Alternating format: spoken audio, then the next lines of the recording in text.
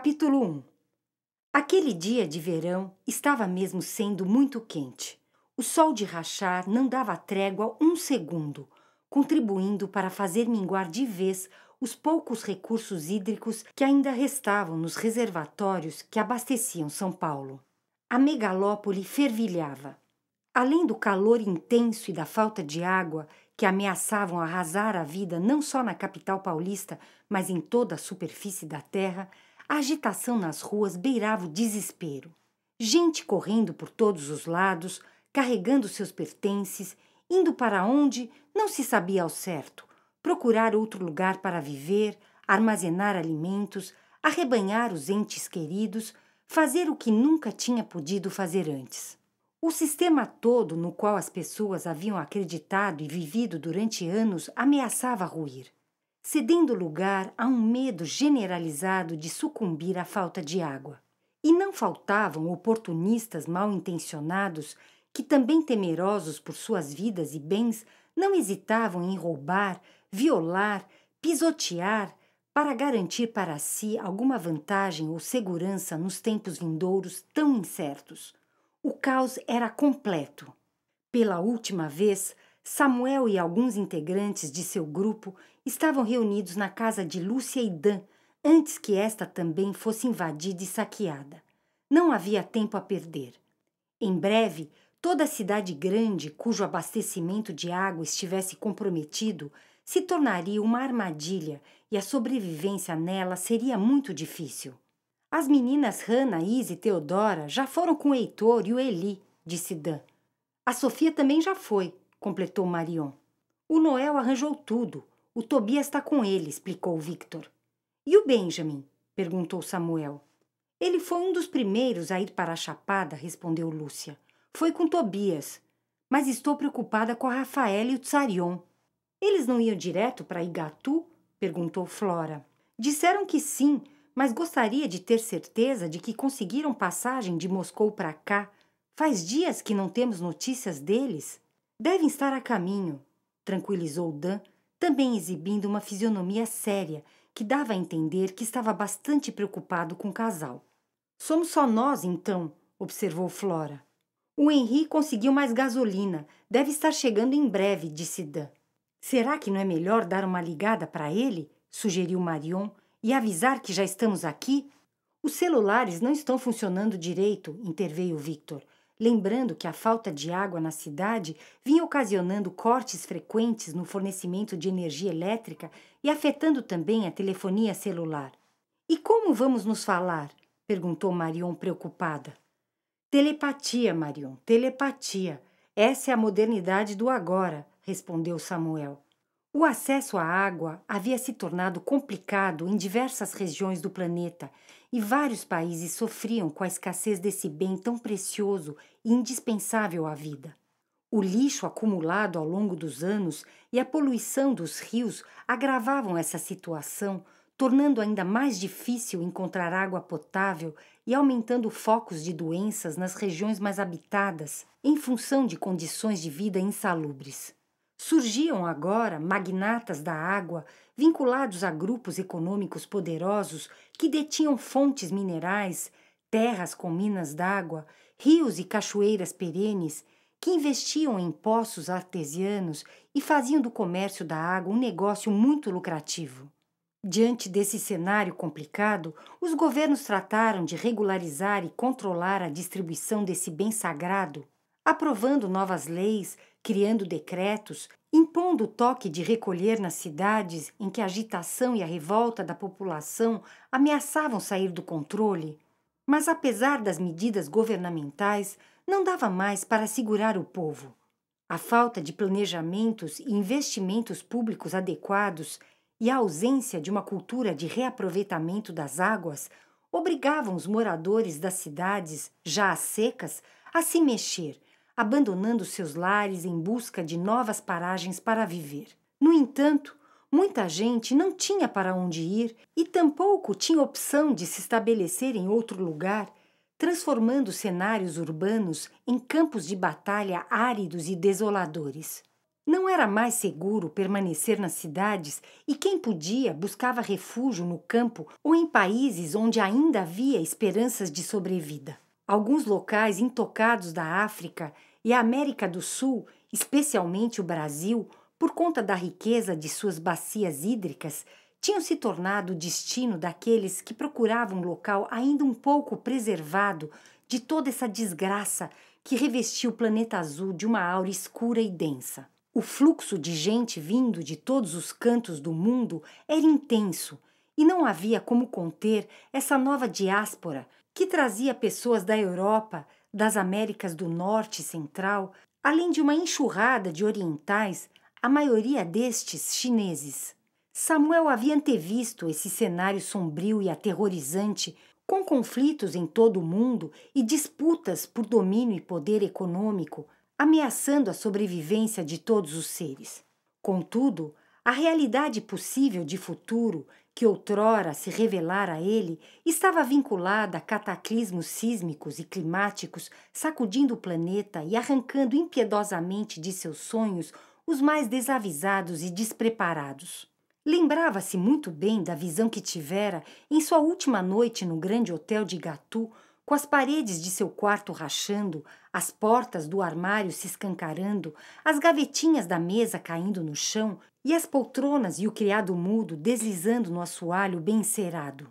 A imagem do lustre de cristal no saguão de entrada da antiga mansão do Dr. Leão do Ouro, balançando loucamente como um salgueiro em dia de tempestade, para finalmente se espatifar no chão duro de lajota, lançando seus estilhaços por todos os cantos, voltava em sua mente com toda a clareza de detalhes.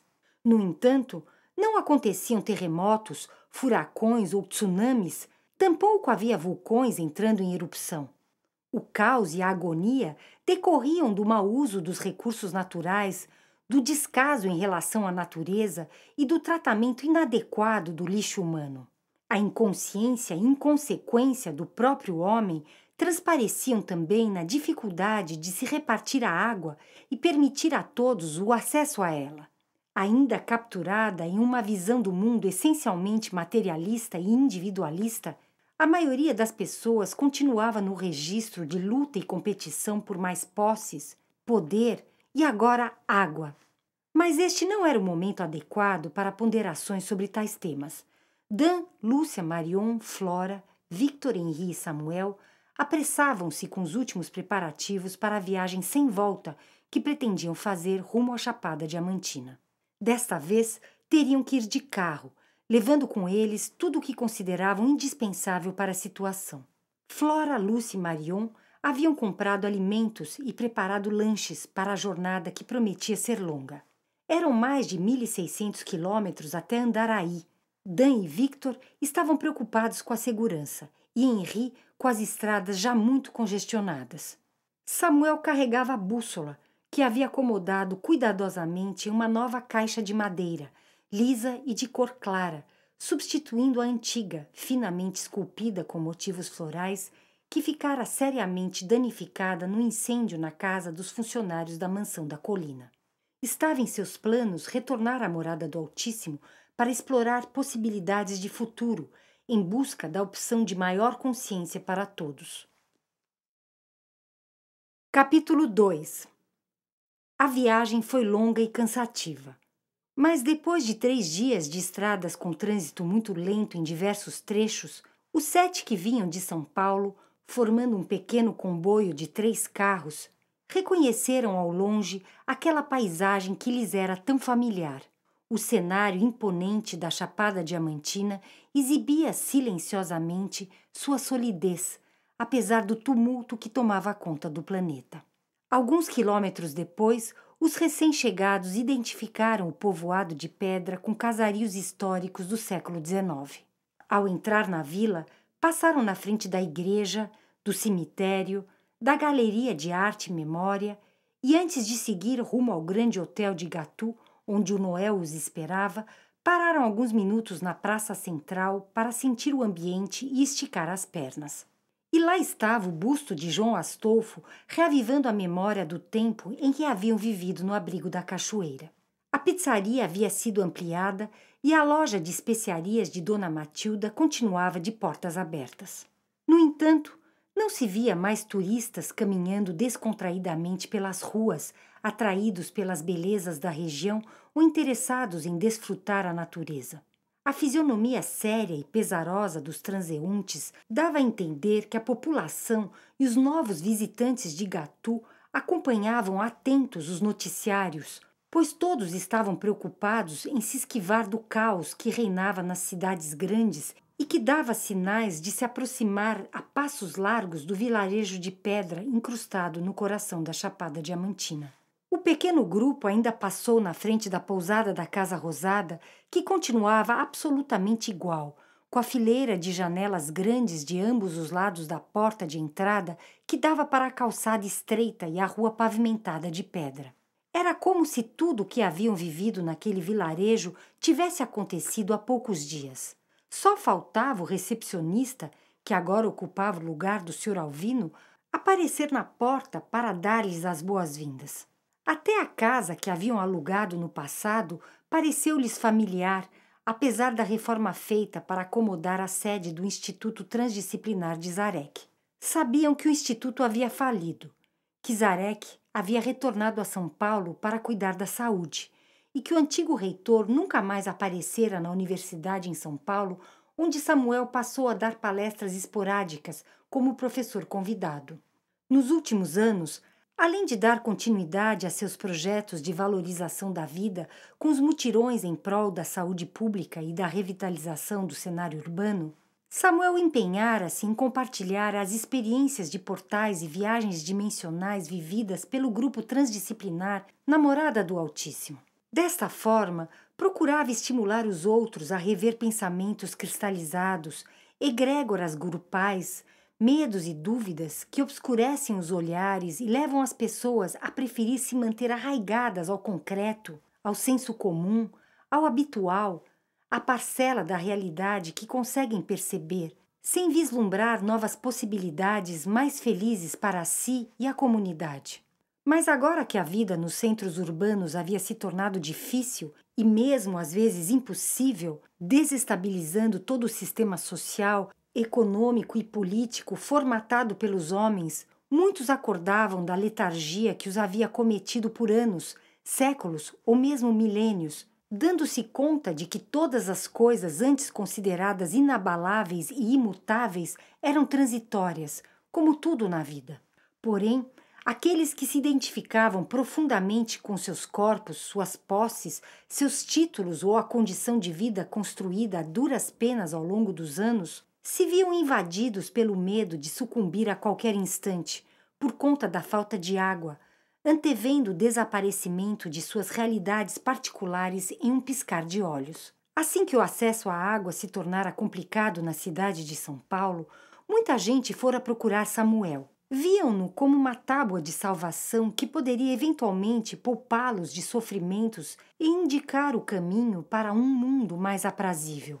Mas agora, Samuel já não podia mais ser encontrado em seu apartamento. A solução vislumbrada por algumas pessoas que já haviam ouvido a respeito dos portais na Morada do Altíssimo era seguir rumo à Chapada Diamantina, onde os recursos hídricos eram abundantes e imaginavam poder encontrar a tal caverna cristalina mágica, capaz de transferi-los para uma realidade mais feliz e promissora. Os veículos empoeirados, vindos de São Paulo, com Dan, Lúcia, Marion, Henri, Victor, Flora e Samuel, dirigiram-se em seguida à mansão da colina, margeando o pequeno açude ao lado da construção antiga de pedra com 3 degraus na soleira, que outrora pertencera à família de César. No final da rua que subia a colina, avistaram as 2 luminárias grandes, em forma de tocheiros, que compunham o portal de acesso ao grande hotel de Gatu.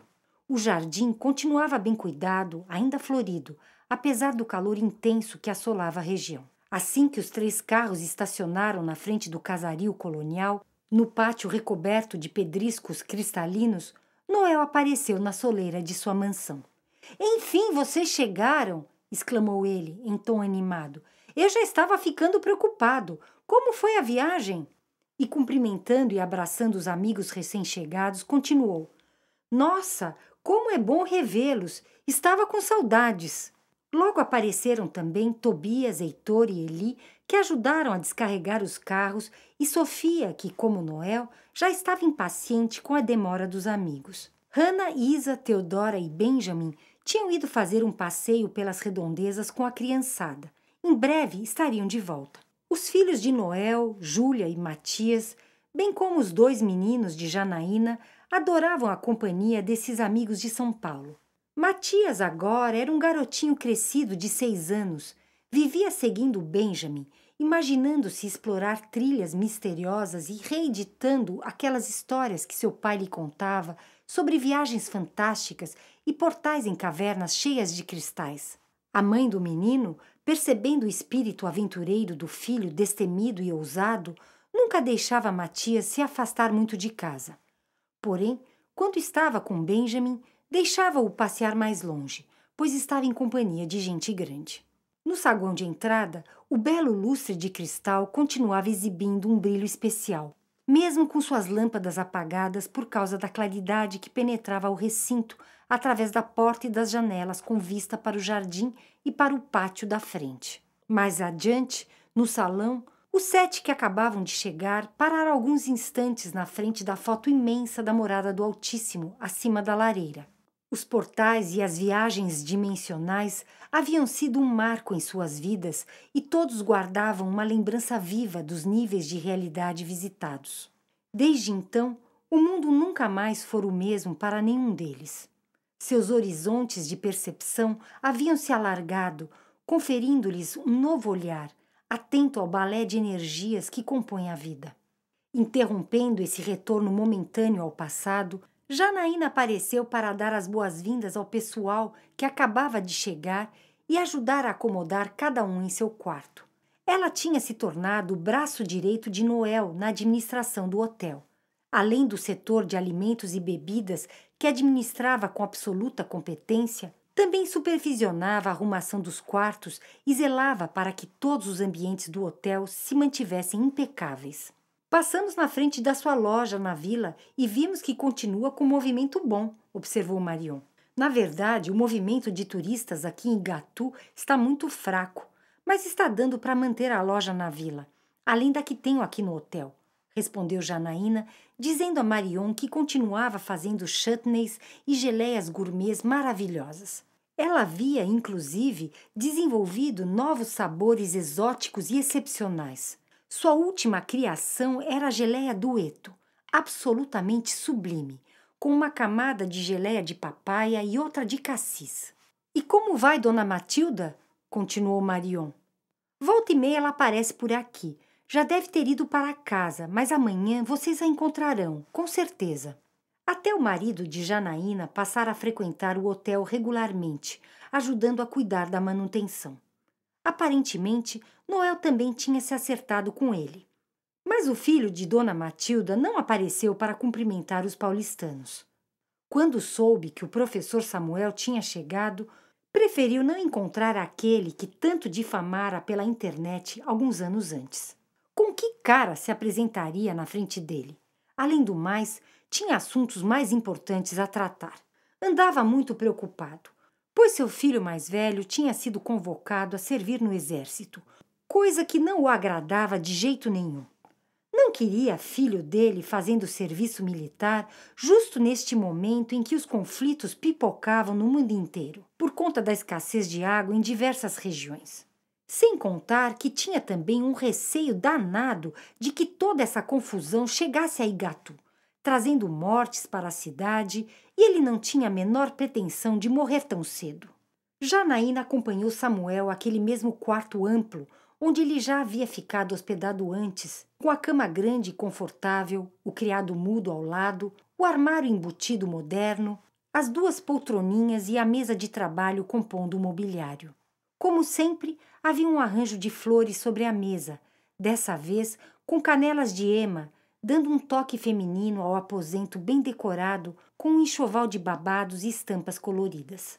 As cortinas rendadas pendiam de cada lado das 2 janelas do quarto que davam vista sobre o jardim da frente e o pátio de carros do hotel. O professor reconheceu o ambiente, sentindo-se muito bem acolhido na mansão dos Leões. Sem se demorar, tratou de ajeitar seus pertences no armário e tomou uma ducha gostosa para relaxar o corpo cansado de tanto ficar sentado no carro. Antes de descer para o jantar, pegou a bússola e passou um bom tempo admirando mais uma vez o presente fantástico que o pajé Acauã lhe havia ofertado.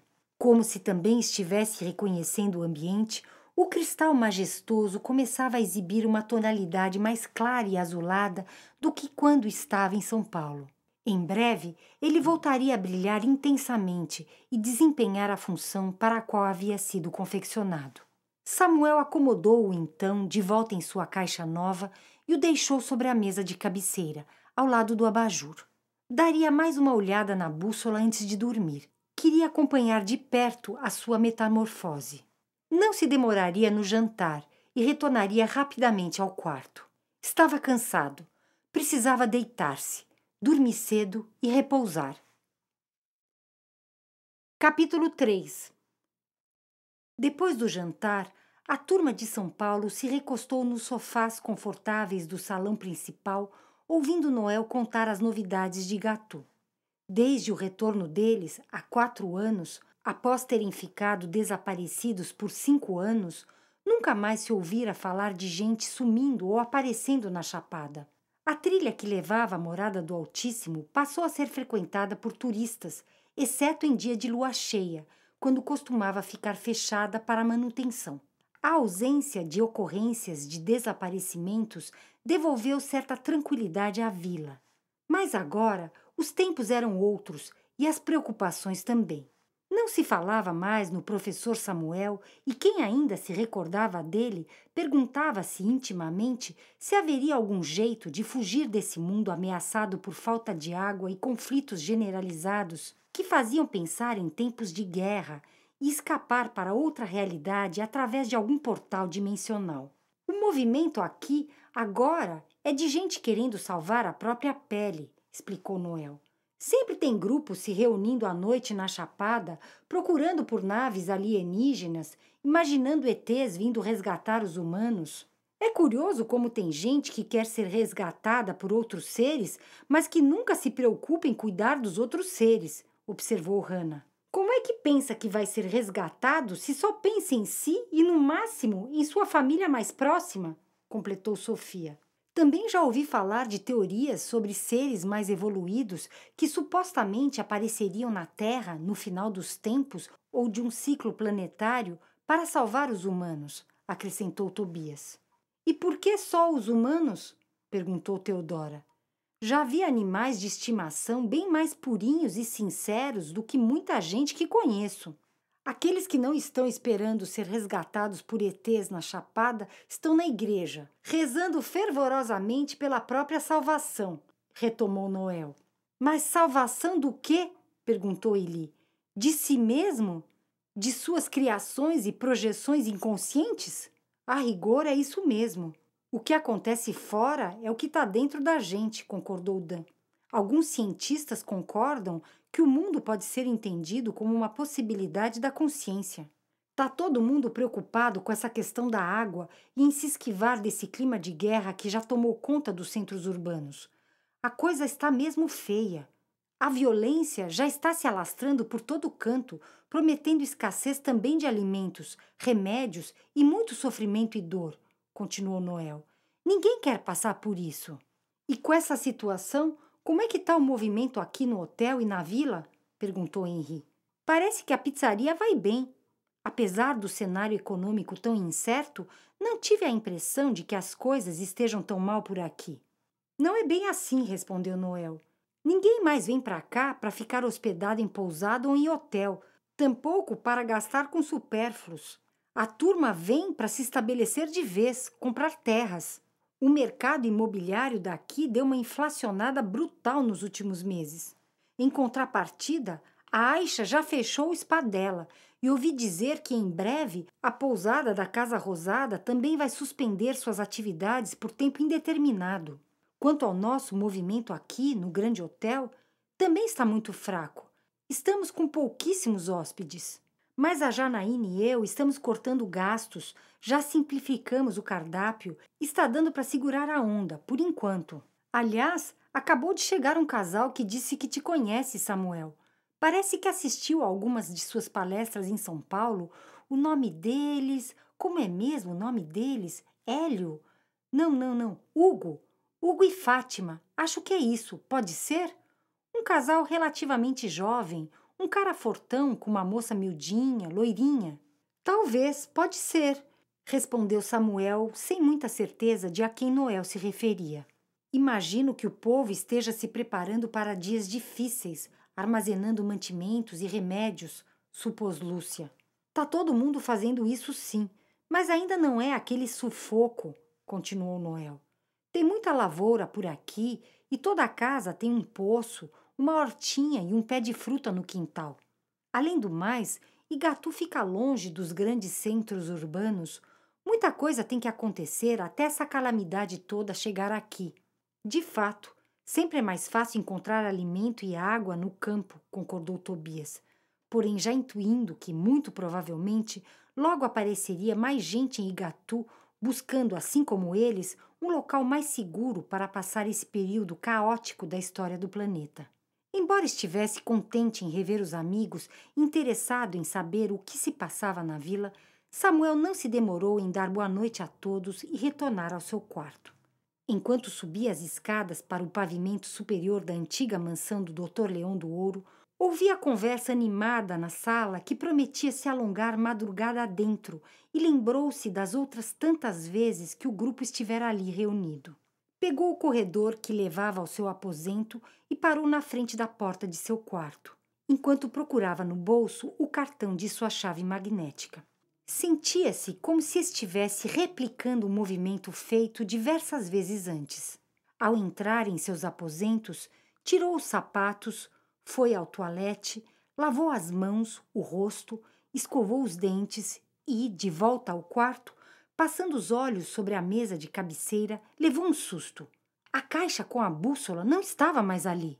Surpreendido por um pressentimento desagradável, Samuel investigou rapidamente à sua volta.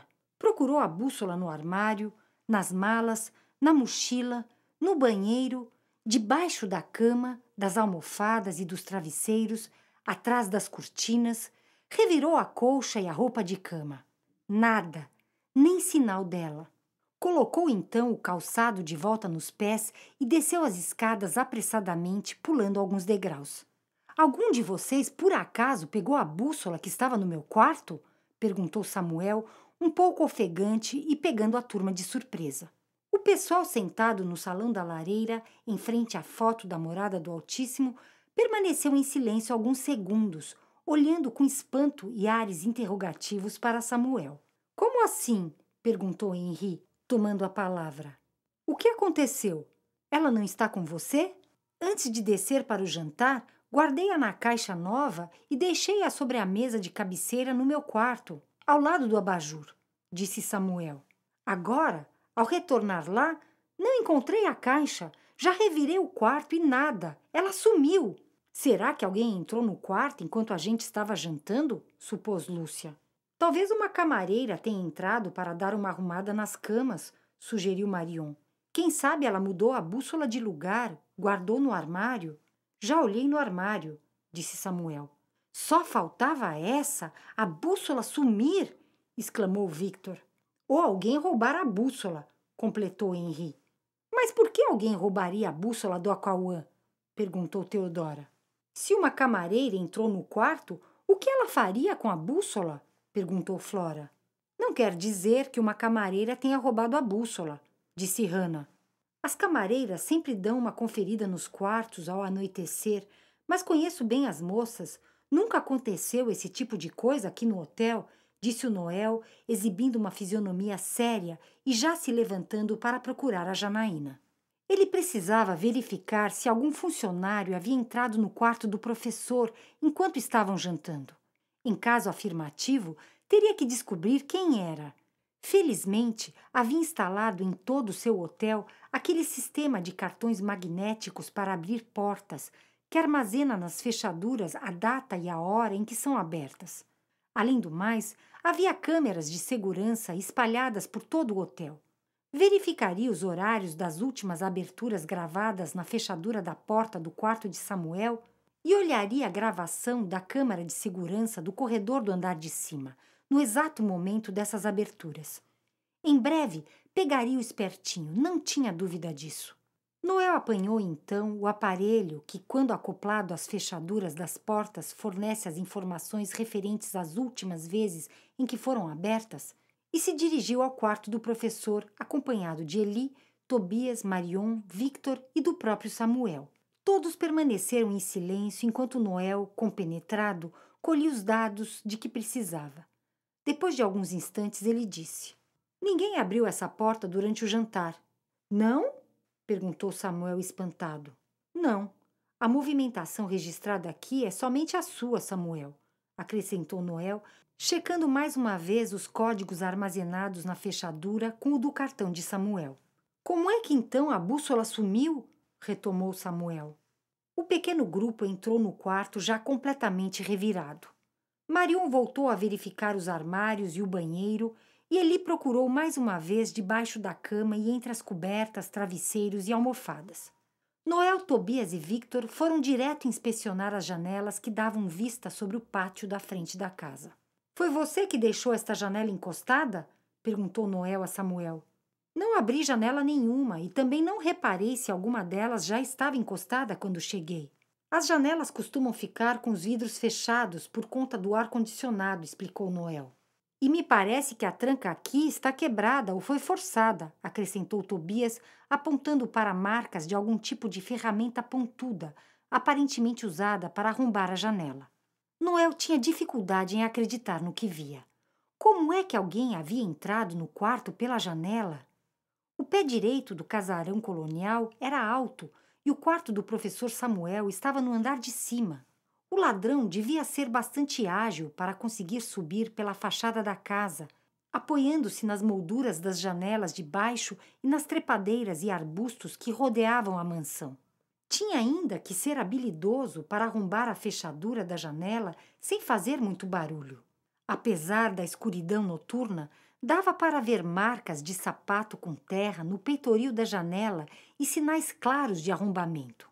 No jardim, o grupo que buscava pistas que pudessem ajudar a desvendar o roubo da bússola também encontrou plantas amassadas e pisoteadas debaixo da janela do quarto do Samuel, dando a entender que alguém havia passado por ali. Alguns galhos de arbustos quebrados e de trepadeira arrancados não deixavam dúvida. O ladrão havia entrado pela janela. Capítulo 4. Noel estava muito chateado. Nunca houvera um furto antes em seu hotel. O roubo havia acontecido há poucos minutos e o ladrão devia ainda estar por perto. Precisava ser ligeiro. Imediatamente proibiu que qualquer pessoa saísse do hotel e tratou de saber se alguém havia deixado a propriedade durante a última hora. Ninguém tinha saído. Acompanhado de Janaína, foi ver as filmagens gravadas pelas câmeras de segurança.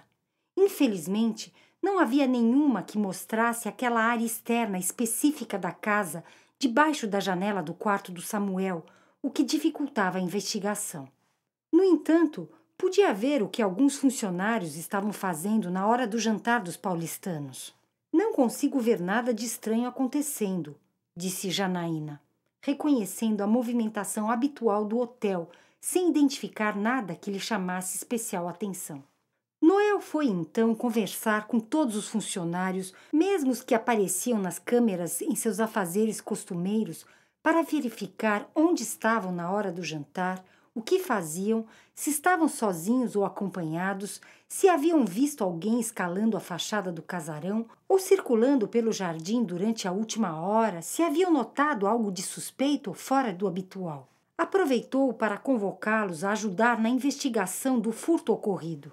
E todo mundo passou por uma inspeção meticulosa de seus pertences, das roupas e dos calçados que usavam, que poderiam carregar resquícios de terra e de folhas das plantas que se encontravam debaixo da janela do quarto de Samuel.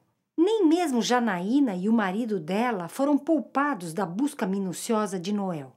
Não tardou em aparecer o delegado recentemente empossado em Igatu, com toda a turma dele, para inspecionar as pegadas no jardim, procurar por impressões digitais, rever as filmagens das câmeras de segurança, interrogar mais uma vez todos os funcionários e, principalmente, aqueles que não apareciam nas gravações de segurança na hora do jantar. O jardim nos arredores do casario foi igualmente vasculhado, no caso de o ladrão eventualmente ter deixado a caixa com a bússola escondida em algum canto da propriedade, para depois recolhê-la. Até o lixo foi revirado na esperança de, quem sabe, ser encontrada a caixa da bússola ou mesmo a própria bússola jogada lá dentro. Porém, apesar dos esforços de Noel e do novo delegado da vila, nada, absolutamente nada foi encontrado. Depois de revirar o hotel de cabeça para baixo, Noel tinha a impressão de que a investigação não avançara um passo sequer. As horas iam passando e ele ia ficando cada vez mais agoniado ao se dar conta de que o ladrão talvez já não estivesse mais por perto. Já era tarde da noite quando o grupo dos paulistanos se encontrou novamente no salão da lareira para trocar impressões. Me parece que quem roubou a bússola sabia muito bem o que estava roubando, disse Victor, pois arrombou deliberadamente a janela para pegar a bússola. Sabia o que queria. Sem dúvida, foi um roubo premeditado, continuou Dan. O sujeito aproveitou a hora do nosso jantar para agir. Sabia que a bússola estava com Samuel e em que quarto estava. Provavelmente se trata de uma pessoa bem informada sobre os experimentos realizados na morada do Altíssimo e sobre as viagens dimensionais. Imagino até que saiba da relação da bússola com a abertura dos portais na caverna, acrescentou Eli. Muita gente aqui em Igatu já ouviu falar disso tudo, disse Tobias. Acho que a questão mais importante é por que a bússola foi roubada. Se conseguirmos entender isso, vamos saber quem roubou. Concordo com Tobias, assentiu Heitor. Qual o interesse do ladrão nisso tudo? Por que alguém iria querer roubar a bússola? Talvez seja alguém interessado em impedir que portais sejam abertos na caverna, sugeriu Isa. Alguém que não vê com bons olhos a nossa presença aqui na vila. A bússola é uma peça única, especial. Pode ter sido roubada simplesmente por sua beleza e suas qualidades, considerou Lúcia. Não sei não, acho mais plausível ser alguém interessado em testar a bússola, em também realizar algum tipo de experimento na morada do Altíssimo, supôs Dan. Vai ver que o ladrão quer tentar abrir um portal dimensional na próxima lua cheia, exclamou Benjamin. E quando é a próxima lua cheia? Perguntou Teodora. Amanhã, respondeu Tobias. Amanhã? Exclamaram aqueles que, como Teodora, há tempos não acompanhavam mais o calendário lunar. É, amanhã cedo, daqui a algumas poucas horas, confirmou Tobias, olhando para seu relógio de pulso. Por isso, acho que o roubo não foi por acaso. Desconfio que o ladrão pretenda subir a chapada para tentar abrir um portal na morada do Altíssimo. Mas você acha que o cara ia roubar a bússola e subir chapada acima, correndo o risco de ser flagrado tão facilmente? Perguntou Henri. É uma possibilidade, por mais arriscada que possa nos parecer, observou Victor. Creio que não devemos descartar nenhuma hipótese.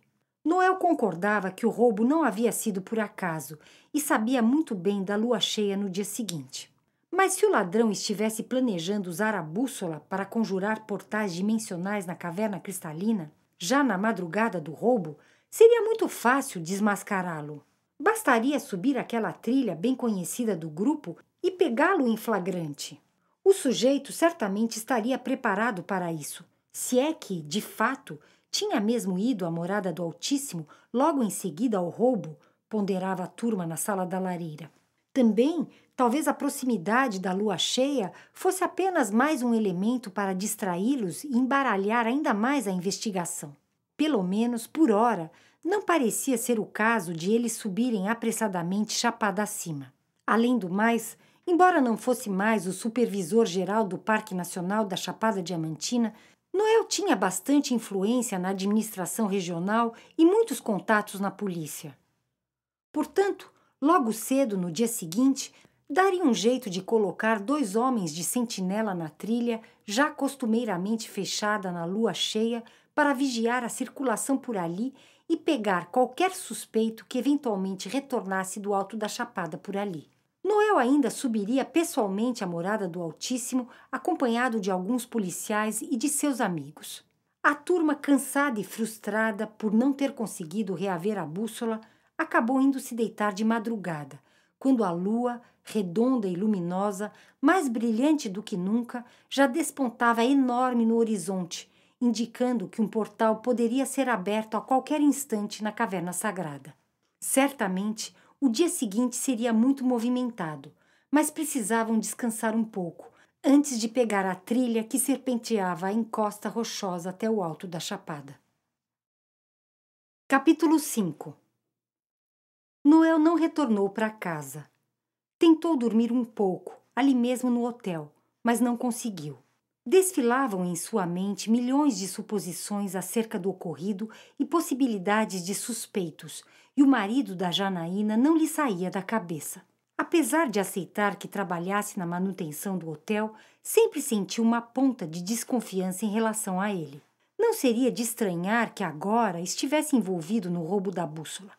Mesmo porque ele aparecia apenas em uma gravação, um pouco antes do jantar dos paulistanos, aparentemente indo em direção à oficina de manutenção situada atrás do hotel, um pouco afastada do prédio principal. Noel tinha tido cuidado de interrogá-lo pessoalmente, de verificar suas vestimentas e vasculhar cuidadosamente a oficina e seus arredores.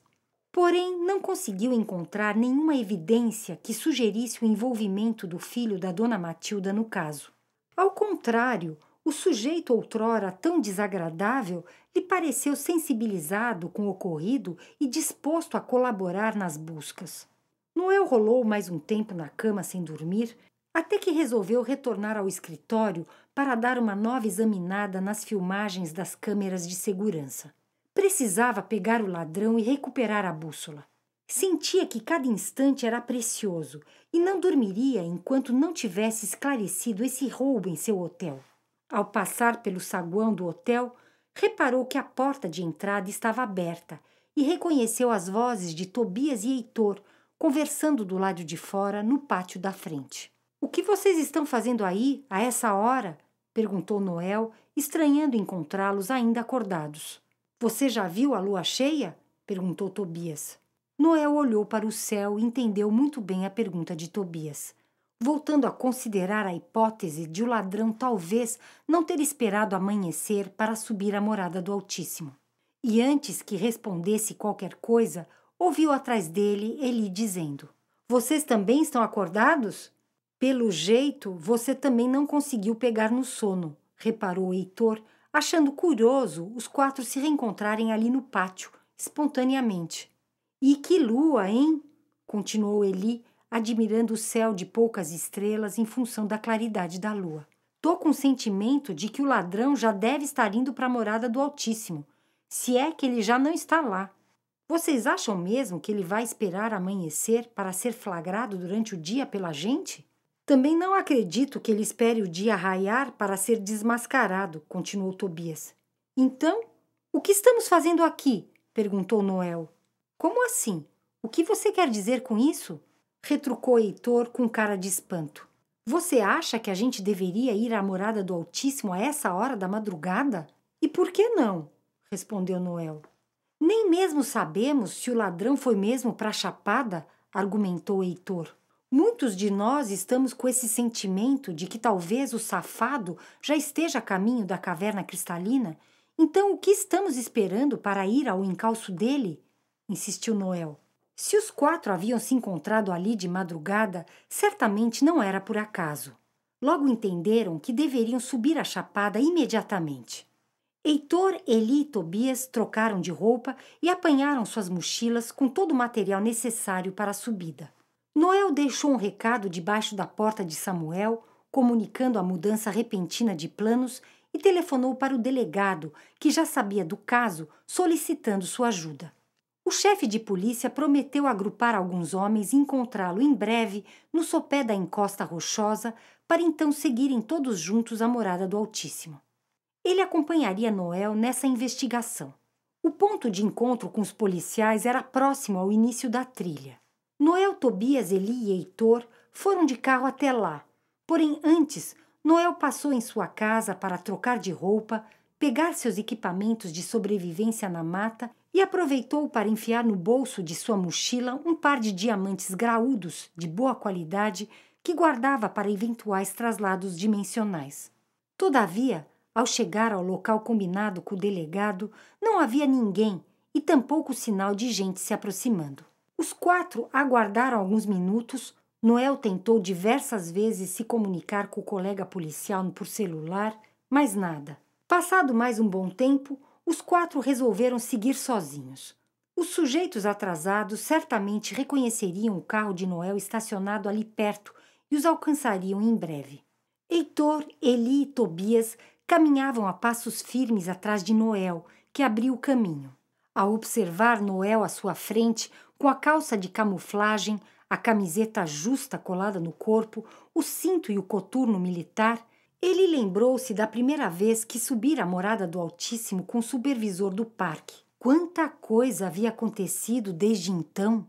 Embora Noel não fosse mais aquele sujeito carrancudo de quando o conhecera, parecia que havia momentaneamente reincorporado o leão guardião da Chapada, circunspecto e autoritário.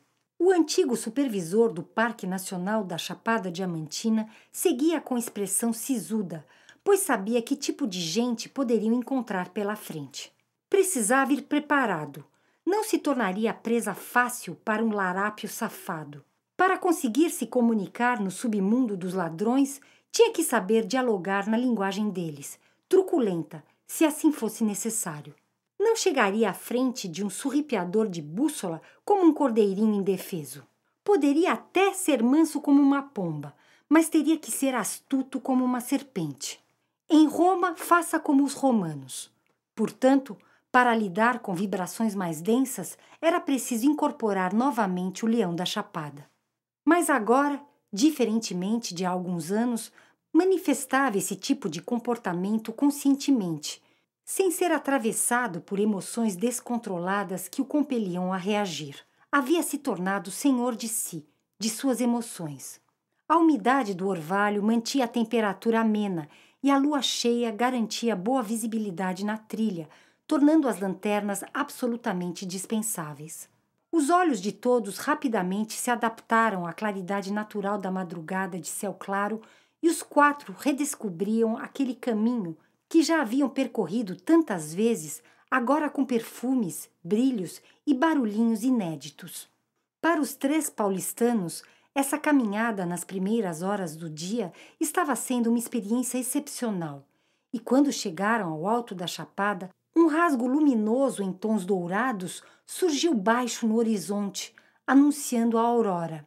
Era um privilégio presenciar esse espetáculo da natureza que conferia à paisagem todo um colorido e uma atmosfera ainda mais especiais.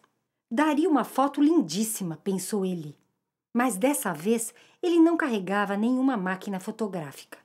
Havia até comprado uma máquina nova, mais compacta, para substituir aquela sua profissional com lentes especiais que se perdera no incêndio na casa dos funcionários dos Leões.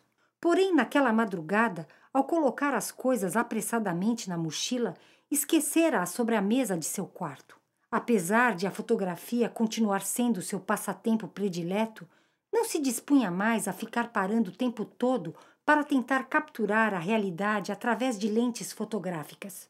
Percebia que toda vez que focalizava um ponto específico, que se empenhava em registrar um momento em particular, perdia o resto do todo que se manifestava à sua volta, deixando de perceber nuances e sutilezas que permaneciam, então, escondidas para ele.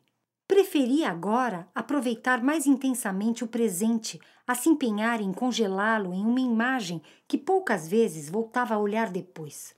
Havia aprendido a usufruir mais plenamente cada instante, atento a detalhes e sensações que a vida graciosamente lhe oferecia.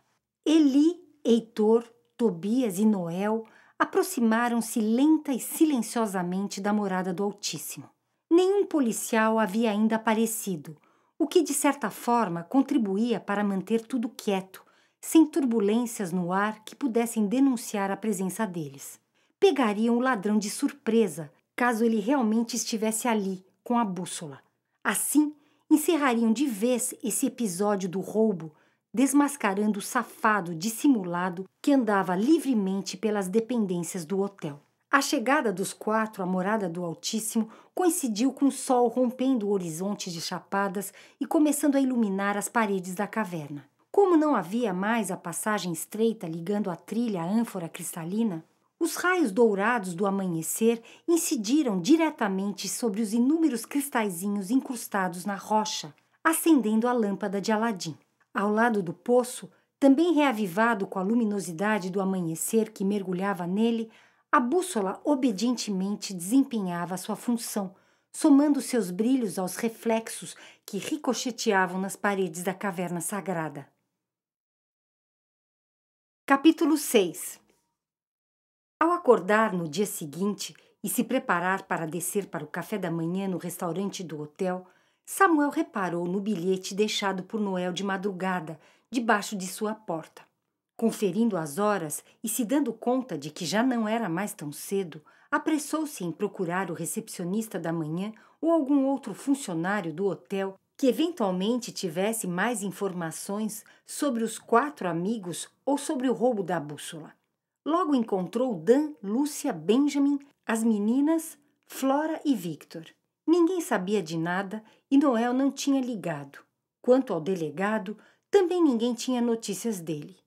Até mesmo a Janaína ainda não havia aparecido no hotel e tampouco a dona Matilda para ajudar a cuidar da lojinha de geleias e chutneys, como de costume. Havia algo de estranho no ar. O caso continuava sem respostas e o celular de Noel não respondia. Samuel ainda topou com aquele casal recém-chegado que insistiu em conversar com ele. De fato, conhecia o Hugo e a Fátima de palestras em São Paulo. Deu-lhes um pouco de atenção, mas logo pediu licença para tomar seu café da manhã. Foi ligeiro no desjejum, porém procurou se alimentar bem. Estava determinado a subir a chapada para se juntar aos amigos que tinham ido à morada do Altíssimo de madrugada. Henri, Victor e Flora o acompanhariam.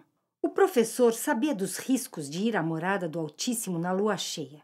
Certamente o canal de comunicação entre dimensões estava aberto e a qualquer momento um portal poderia se manifestar. Havia a possibilidade de alguém sumir nas proximidades da caverna sagrada e ir parar em outros mundos paralelos ou tempos de Gatu. Em função disso, e considerando a situação do roubo da bússola, ficou combinado que as meninas Isa, Teodora e Hannah ficariam com Sofia e Marion. As mulheres fariam um passeio pelas redondezas. Sofia voltaria à rampa do Caim e Marion iria ver o seu professor de esculturas. Não havia necessidade de todos irem à morada do Altíssimo. Parecia mais seguro permanecer em Igatu. No entanto, Benjamin, que acabava de aparecer com a sua mochila nas costas, não queria perder a oportunidade de voltar à caverna cristalina, apesar de seus pais terem decidido ficar em Igatu. Lucy estava cismada que a filha e o namorado poderiam chegar a qualquer instante e ela queria ficar no hotel para recepcioná-los. O pequeno grupo, composto por Benjamin, Victor, Flora, Henri e Samuel, acabou pegando a trilha em direção à morada do Altíssimo somente no final da manhã, imaginando talvez cruzar com Noel, Eli, Tobias e Heitor já descendo de volta a Igatu. Repararam na perua de Noel, estacionada debaixo de uma árvore na lateral da estradinha de terra que passava próximo à parte baixa da trilha, no sopé da encosta rochosa. Havia outro carro estacionado ao lado dela, que logo suspeitaram ser da polícia, em função de adesivos nos vidros com insígnias de órgãos públicos e relacionados ao batalhão de Andaraí. Pelo menos seus amigos estavam acompanhados, pensou Victor mais aliviado. Os 5 seguiram adiante, chapada acima, sem encontrar ninguém, nem mesmo os guardas do parque que supostamente deveriam impedir o acesso ao alto da chapada nos dias em que a trilha estava fechada para a manutenção. Toparam apenas com uma tabuleta no início do caminho, informando os horários e dias em que a circulação por ali era permitida. O sol batia forte e o calor intenso castigava ainda mais a vegetação já bastante sofrida em função dos baixos índices pluviométricos registrados na região. Fazia vários dias que não chovia. Samuel, Victor, Flora, Benjamin e Henry chegaram à parte alta e plana da trilha quando o sol já estava a pino, e depois de caminhar mais um pouco nesse calor extenuante, reconheceram ao longe o pátio de pedriscos com os 2 bancos grandes de madeira estrategicamente posicionados, oferecendo assento com vista panorâmica sobre os chapadões que compunham a paisagem ao entorno. A primavera, ao lado da nova abertura em arco da caverna, continuava a postos, cumprindo a função outrora desempenhada pelo arbusto espinhoso e pelo cacto frondoso. Porém, ela não estava mais vestida de vermelho, como da última vez que a haviam visto. A dama guardiã também sofria com o clima árido e não tinha mais flores vermelhas para capturar as baixas vibrações que não tinham permissão para entrar na morada do Altíssimo. Sobravam-lhe apenas os espinhos para afugentar as visitas indesejadas. Contudo, com a porta de entrada da caverna sagrada escancarada em função da explosão acontecida no local, havia se tornado muito difícil impedir a entrada de pessoas carregadas de segundas intenções e de vibrações desarmônicas, como, por exemplo, ladrões de bússola. Os 5 reconheceram o salão em formato circular, com as paredes rochosas de cor predominantemente turquesa. A ânfora azul brilhava como nunca, com os raios de sol penetrando em abundância pela janela no alto, incidindo diretamente sobre as águas cristalinas do poço central. A lâmpada de Aladim estava acesa, mas não eram apenas os raios e reflexos do sol que inundavam o ambiente de fagulhas de luz multicoloridas. Ao lado do poço, a bússola solitária lançava seus raios para todos os lados, transformando a morada do Altíssimo em um farol brilhante no alto da chapada. — O que a bússola está fazendo aqui sozinha? Exclamou Victor surpreso. — Onde será que foi o pessoal? Continuou Henry, já indo conferir do lado de fora da morada do Altíssimo se havia alguém por perto. — Pelo menos já sabemos que o ladrão esteve aqui, concluiu Flora. E o Noel, o Eli, o Tobias e o Heitor devem ter encontrado com ele, completou Benjamin. Mas por que deixaram a bússola aqui sozinha? Retomou Victor pensativo, tentando entender o que havia acontecido ali naquela madrugada de lua cheia. Eles nunca largariam a bússola sozinha aqui, observou Benjamin, referindo-se a Noel, Eli, Tobias e Heitor. Também me parece muito estranho o ladrão abandonar a bússola depois de todo o esforço que fez para roubá-la, completou Flora. Realmente, isso não faz sentido, concordou Victor. O que será que aconteceu aqui? Retomou ele, coçando a cabeça e olhando em volta, à procura de alguma pista sobre o ocorrido ali pela manhã. Não tem ninguém aqui por perto, comunicou Henry, ao retornar de sua inspeção rápida dos arredores. Mas vimos 2 carros estacionados lá embaixo, e um deles é o do Noel, disse Benjamin. Eles ainda devem estar por aqui, a menos que tenham tomado outro caminho para retornar a Igatu, acrescentou ele, lembrando-se daquela bifurcação onde a senhora russa ruiva havia sido encontrada. Mas ninguém considerava razoável a hipótese do Noel, Eli, Heitor e Tobias terem decidido retornar por outro caminho ou de terem seguido adiante na trilha, descendo por trás da chapada até o respiro do labirinto da cachoeira. Certamente eles voltariam pelo mesmo caminho que haviam percorrido de madrugada para pegar de volta a perua de Noel, estacionada no sopé da trilha. Já suspeitando que um portal houvesse se formado naquela madrugada, o grupo circulou mais um pouco pelo ambiente iluminado, tentando desvendar o ocorrido. Encafifados com o sumiço dos amigos, voltaram ao lado de fora da morada do Altíssimo para verificar se havia algum sinal de presença humana por perto. Nada. Nenhum vestígio de seus amigos ou dos policiais que haviam deixado o carro ao lado da perua de Noel. Retornando à ânfora cristalina, o pequeno grupo acomodou-se ao redor do poço, como de costume. E ao procurar uma pedra confortável para lhe servir de assento, Flora reparou em um pequeno objeto ao lado de seu pé. — Olha aqui! Uma flautinha! — exclamou Flora. — Não, são 2. Tem outra aqui, disse ela, recolhendo do chão os pequenos instrumentos. De quem será que são essas flautas? Perguntou Benjamin. Talvez do Tobias, respondeu Victor, sem saber ao certo se alguém do grupo ainda tinha flautas indígenas. Também podem ser do ladrão, sugeriu Benjamin. Pode ser, concordou Samuel. Mas um ladrão com 2 flautas? Então talvez sejam 2, e pelo jeito muito bem informados. Até sabiam das flautas, completou Henri.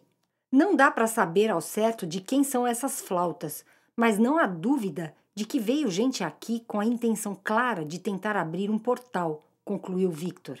Essa não era a intenção do Noel, Eli, Tobias e Heitor, esclareceu Samuel. Eles não vieram aqui para conjurar portais. Eles só queriam pegar o ladrão ou os ladrões de surpresa. E pelo jeito conseguiram, disse Flora. Os caras até largaram as flautas no chão. Só que, estranhamente, todos eles sumiram e a bússola ficou, completou Benjamin. Os 5 reunidos na caverna chegaram à conclusão de que ninguém havia largado a bússola ali sozinha intencionalmente. Um portal havia se formado na caverna, aparentemente pegando de surpresa aqueles que haviam estado ali de madrugada, transportando-os para alguma outra realidade. Porém, muito curiosamente, a bússola não os havia acompanhado nessa viagem dimensional, permanecendo sozinha na morada do Altíssimo, quem sabe, à espera de seu dono. O que fazer? Tentar conjurar um novo portal e procurar os amigos em outra Igatu? Retornar à Vila de Pedra? A história se repetia.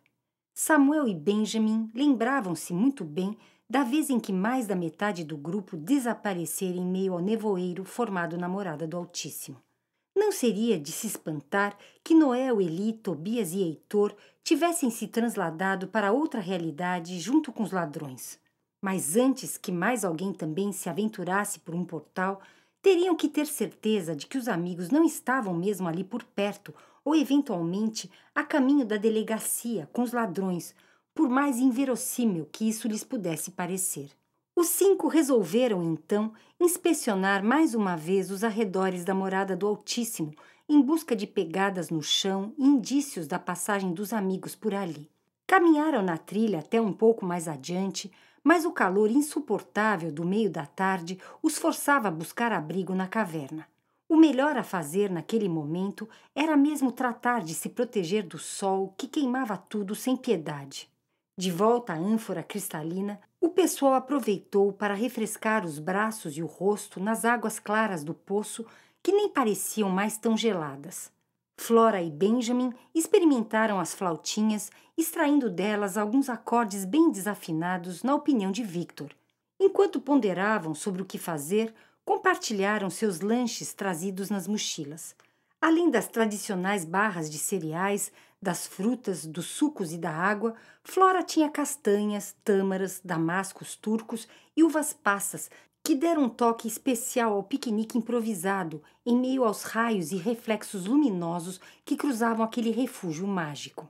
A ideia, a princípio, era que Samuel ficaria na caverna, com Victor ou Henri, e os outros desceriam de volta a Igatu.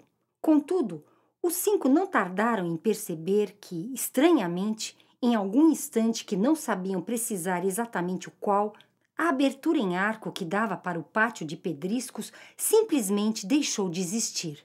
No lugar dela, reconheceram aquela antiga passagem estreita na rocha que ia dar na trilha. Capítulo 7. Como Noel pressentira, lá estava o filho de Dona Matilda e, curiosamente, também o dono do cybercafé.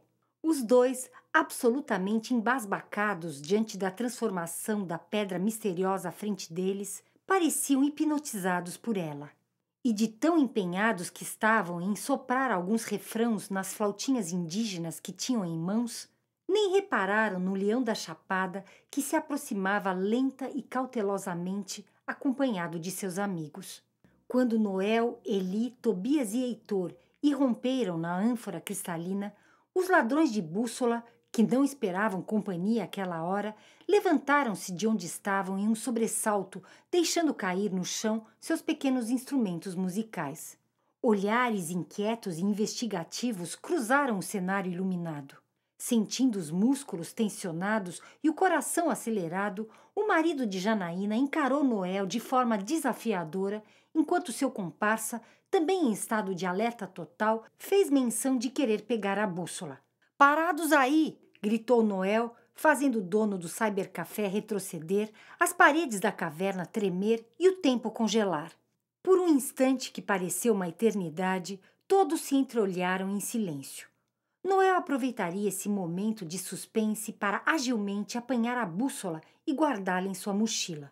Porém, antes que saltasse sobre ela, um feixe de raios dourados do sol atingiu diretamente o presente de Acauã, ampliando consideravelmente os reflexos multicoloridos que dançavam na ânfora cristalina, ofuscando todos e inundando de um enorme clarão o recinto carregado de humores desarmônicos.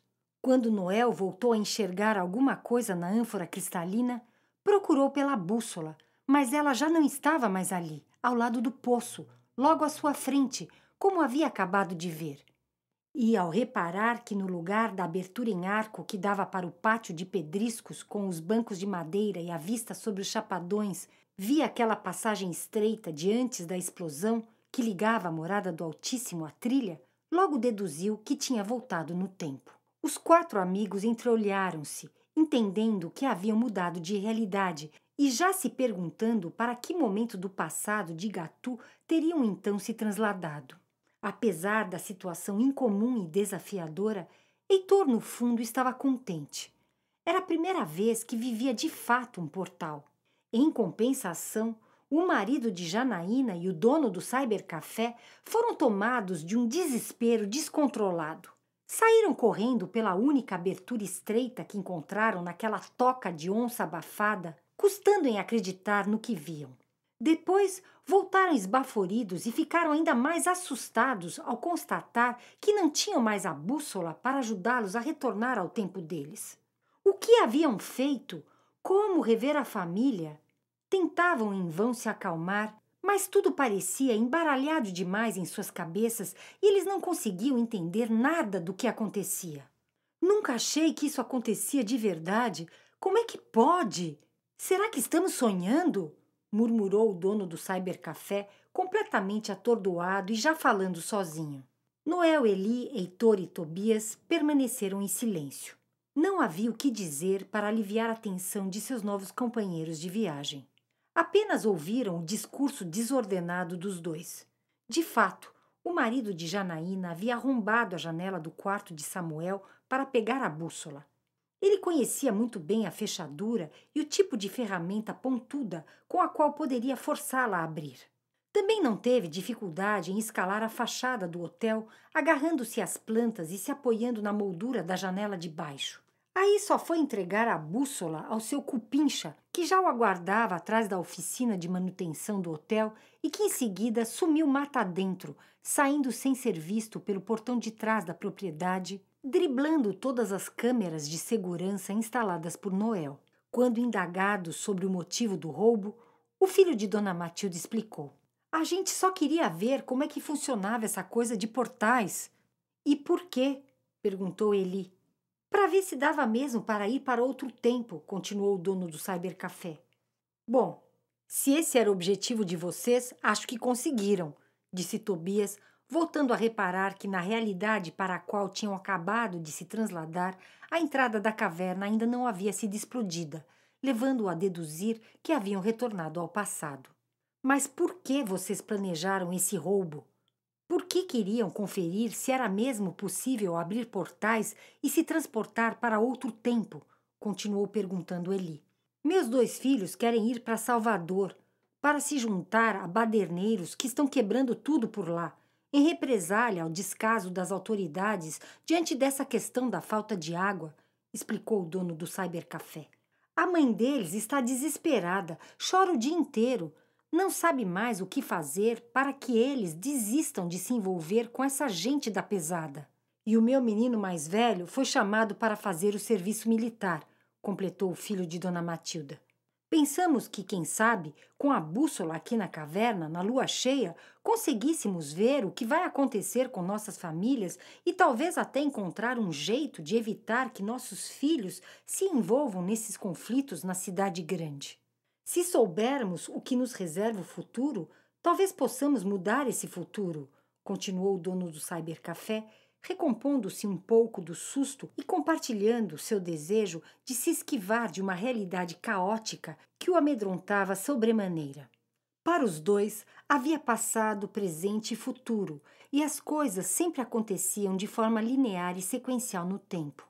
O mundo compunha-se de acima e abaixo, dentro e fora, positivo e negativo, bom e mal, e a vida seguia a linha do tempo nesse eixo bipolar, com mito de céu e inferno. Mas o dono do cybercafé e o marido de Janaína não queriam passar pelo inferno da escassez de água e do caos que a humanidade e eles mesmos haviam formatado para si. Queriam mudar as regras do jogo, burlar o destino, saltar etapas, fugir das consequências de suas projeções doentias e se bandear com seus entes queridos para outro mundo, onde não houvesse tal situação a enfrentar. Reparando que a ânfora cristalina e o poço haviam perdido o brilho, Noel, Eli, Tobias e Heitor entenderam que era hora de descer a trilha de volta a Igatu. A lâmpada de Aladim havia se aquietado e deviam conferir em que momento do passado da história da Vila de Pedra tinham ido parar. Os dois ladrões teriam preferido permanecer ali e tentar conjurar um novo portal, mesmo sem a bússola, na expectativa de retornar o mais rápido possível àquela caverna com a abertura em arco que lhes era familiar. Mas não ficariam ali sozinhos, naquele ambiente pouco seguro, à mercê dos caprichos e feitiços do Altíssimo, correndo o risco de serem arremessados para outra realidade ainda mais desconhecida e esquisita. Apesar de terem subido à morada do Altíssimo justamente para explorar a possibilidade de viagem no tempo, estavam assustados demais diante da transformação repentina da caverna, sem contar que a intenção deles não era retornar a algum tempo do passado, conforme os 4 que estavam com eles diziam ter acontecido. Portanto, por ora, seguiriam Noel e os outros 3 que pareciam tranquilos e confiantes em conseguir retornar ao tempo ao qual pertenciam. Ao deixar a caverna pelo corredor estreito que ia dar na trilha, os 6 toparam com uma primavera em flor, ocupando o lugar de guardião da passagem e encobrindo parcialmente a fenda na rocha com seus ramos carregados de espinhos e flores vermelhas exuberantes. Para chegar à trilha, tiveram que afastar com muito jeito alguns galhos que impediam a circulação por ali, levando-os a concluir que ninguém frequentava a morada do Altíssimo há um bom tempo.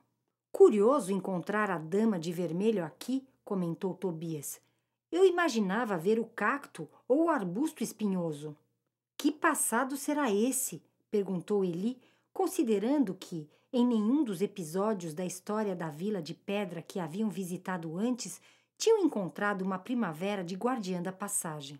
Eu não sabia que, no passado, alguém já tinha plantado uma primavera aqui, continuou Noel, dando sequência ao pensamento de Eli e se recordando de ter plantado uma primavera praticamente no mesmo local logo após a explosão da entrada da caverna. Finalmente, na trilha, a turma sentiu o clima ameno, com o sol gentil e a brisa leve garantindo uma temperatura agradável. Pelo que podiam perceber, aquela área da chapada permanecia pouco conhecida dos habitantes da região, pois a picada estreita e quase inexistente em alguns trechos indicava que pouca gente circulava por ali. Já quase na parte baixa da trilha, avistaram ao longe a Vila de Pedra, aparentemente do mesmo jeito de como a haviam deixado poucas horas atrás. Era um alívio e um consolo pensar que não estavam em um tempo muito distante. Pelo que conseguiam observar das ruas e disposições das casas, provavelmente não encontrariam um cenário tão diferente daquele ao qual estavam acostumados. E, de fato, ao chegar a Igatu, tudo lhes pareceu estar exatamente no mesmo lugar e do mesmo jeito de quando haviam deixado a vila de madrugada. Lá estava a igreja, o cemitério e as mesmas casas, um pouco mais mal cuidadas ou velhas, contudo sem diferenças significativas em suas aparências. Na praça central faltava o busto de João Astolfo, Mas isso não lhes causou estranheza, pois sabiam que havia sido colocado ali somente depois do episódio da explosão da entrada da caverna. Mas havia algo de esquisito. Como é que as casas estavam tão mal cuidadas, até mais velhas, se a entrada da caverna continuava intacta? E o que fazia aquela primavera em flor como guardiã da passagem? O cenário que viam à volta deles não combinava com nenhuma ideia de passado de Gatu que porventura lhes viesse à mente. As pessoas sentadas nos bancos da praça, as que andavam pelas ruas e calçadas ou que estavam ocupadas em seus afazeres diários, seguiam aquele ritmo lento de vila pacata interiorana, passando a impressão de que as coisas ali levavam anos para acontecer. Noel observava com atenção a fisionomia das pessoas, na esperança de encontrar alguém conhecido. Algumas até lhe pareciam familiares, mas não conseguiu reconhecer absolutamente ninguém. E nenhum habitante prestava atenção ou mesmo reparava nos 6 que acabavam de chegar à vila. Apenas uma senhora se deu a pena de desviar momentaneamente o olhar da televisão que assistia em sua sala para conferir, através de sua janela, o movimento na calçada. Ao passar na frente da janela aberta sobre a rua, Tobias, em um relance de olhos, ficou surpreso ao reparar na TV de LED que a senhora interiorana tinha em sua sala. Esse elemento do futuro destoava completamente da ideia de passado que havia imaginado encontrar nessa Igatu para a qual acabavam de se trasladar. Realmente, alguma coisa estava muito esquisita. Continuando a caminhar pela vila, Noel, Eli, Tobias e Benjamin foram ficando ainda mais intrigados ao notar que as roupas que a população local usava não destoavam em nada da que eles mesmos estavam vestindo. Muita gente tinha tênis nos pés, outros usavam bonés, quase todo mundo vestia uma camiseta ou uma bermuda e os óculos escuros eram um acessório muito comum na vila. Repararam também nos carros estacionados nas ruas e nos poucos que eventualmente passavam por eles. Só tinha perua 4x4 de marca boa e bem conhecida. Porém, curiosamente, estavam todas super gastas e caindo aos pedaços. Como um carro tão moderno podia já estar em frangalhos? Perguntava-se Noel, tentando entender em que tempo da história da Vila de Pedra tinham ido parar. Tem coisa aqui que não me parece ser do passado, disse Tobias. Acabei de ver uma TV de LED na casa de uma senhora ali atrás. E dá uma reparada na 4x4 estacionada do outro lado da rua, acrescentou Noel, já atravessando a rua para ver de perto o veículo capenga e enferrujado que alguém havia largado ali. Não está parecendo que voltamos ao passado, continuou Eli, também atento a detalhes como relógios e celulares modernos nas mãos de alguns habitantes da vila. Mas se não é passado, como é que pode ser futuro se o acesso à caverna ainda nem foi explodido? Perguntou Heitor. Não sei em que tempo ou em que realidade estamos, respondeu Eli. Mas antes e mesmo na época da explosão da entrada da caverna, a gente não via esses carros nas ruas. Também não me lembro de os moradores daqui já terem TVs de LED, completou Noel. Apesar da passagem de acesso à caverna intacta, Noel, Eli, Tobias e Heitor começavam a desconfiar que tinham ido parar em um tempo no futuro da história da Vila de Pedra. Porém, que futuro era esse em que a entrada da morada do Altíssimo não tinha sido explodida e o busto de João Astolfo ainda não havia sido colocado na praça? O cenário que estavam visitando, com peruas 4x4, TVs de LED e celulares, não correspondia a um momento do passado da Igatu que conheciam e, muito estranhamente, tampouco a um futuro possível da vila que haviam deixado pela manhã. Provavelmente tinham ido parar no futuro de alguma realidade alternativa, supôs Eli, perguntando-se se seria possível falar em tal coisa. Talvez, então, coexistissem duas Igatus acontecendo simultaneamente, sugerindo 2 mundos com algumas semelhanças e diferenças entre eles, desdobrando-se paralelamente no tempo, quem sabe até no mesmo espaço.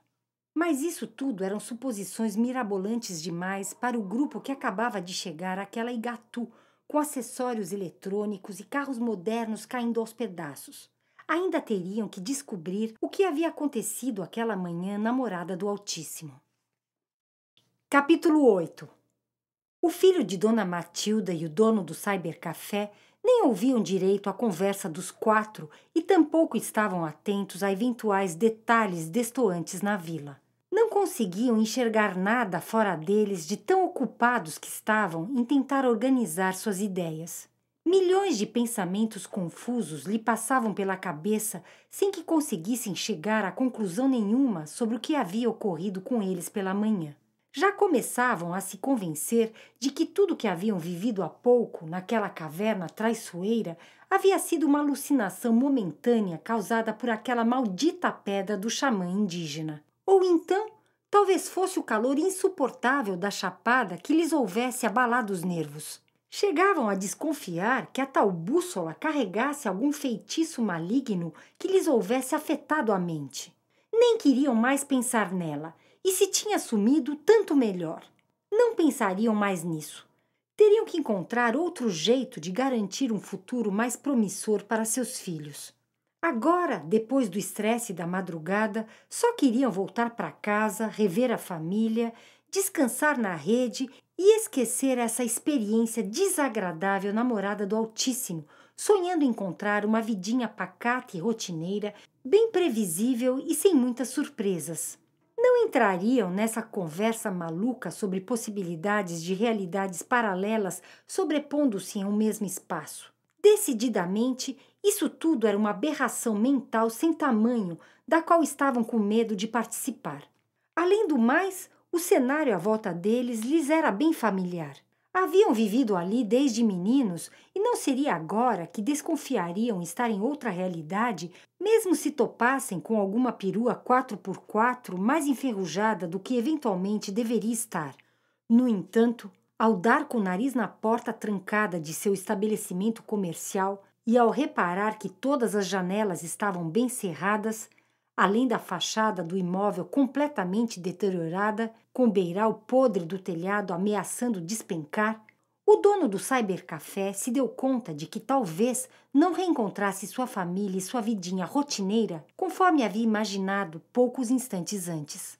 Será que ainda estava sob o efeito alucinógeno da pedra enfeitiçada? Perguntava-se ele, já quase entrando em pânico. Procurou a campainha. Estava quebrada. Bateu aflito na porta. Alguém tinha que responder. Afinal, ele e a sua família moravam na sobreloja? Sentindo uma aflição desmesurada invadindo-lhe as entranhas, o proprietário da antiga casa de internet da vila forçou vigorosamente a porta já capenga do prédiozinho colonial, arrancando-lhe a fechadura. Atirou-se então casa adentro, correndo por todas as dependências à procura da família e de seus pertences. Mas não havia nada. Fazia anos que a casa estava fechada e sobravam apenas, em alguns cantos, junto ao rodapé, restos de fios de computadores. No andar de cima, nem sinal de vida humana. O ambiente decrépito e abandonado, cheio de teias de aranhas, só causava calafrios. Assustado com o que via e tomado de uma ansiedade incontida, o filho de Dona Matilda deixou o amigo e saiu correndo desembestado rumo à sua casa e à de sua mãe, que ficavam na rua de trás. Ele também precisava conferir onde estavam Janaína, os filhos e Dona Matilda. Rezava para encontrá-los do mesmo jeito que os havia deixado na véspera. Não havia contado nada à esposa sobre o roubo da bússola, pois sabia da proximidade dela com Noel. Saíra à noite de casa dizendo que ia tomar um trago com seu amigo do cybercafé, pois toda aquela agitação no hotel lhe havia cortado o sono. Porém... Esperamos que você tenha gostado desta prévia. Para continuar ouvindo este audiolivro no Google Play Livros, use o link na descrição do vídeo.